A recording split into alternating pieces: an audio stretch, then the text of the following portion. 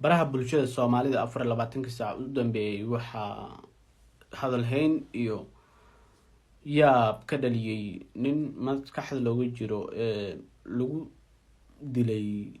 Walnaweyn degmada Walnaweyn kaasoo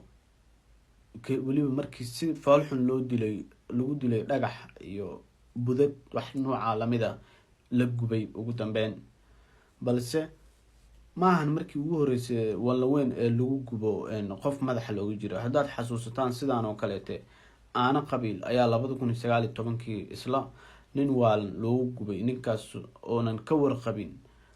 dagaalada meesha ka socdo ayaa isagoo wareegaya waxaa qabteen ehelkiisa qolo kale ee isdagaalayeen meeshaas ayaa lagu qabtay lagu gubay reer Walnaweyn maxaa idinku dhacay bismillaahir rahmaanir rahiim maxaad xitaa gubitaanka awooddaas intaa ka keenteen rabbi subxaanahu wa tacaala ayaa wax cadaabi karo kaliya adinka ma tihidiin wax cadaabi kara marka joojiya falalka noocaas soo noqdana ka waantooba dadka waxay u maleeyaan markii ugu horeysay balse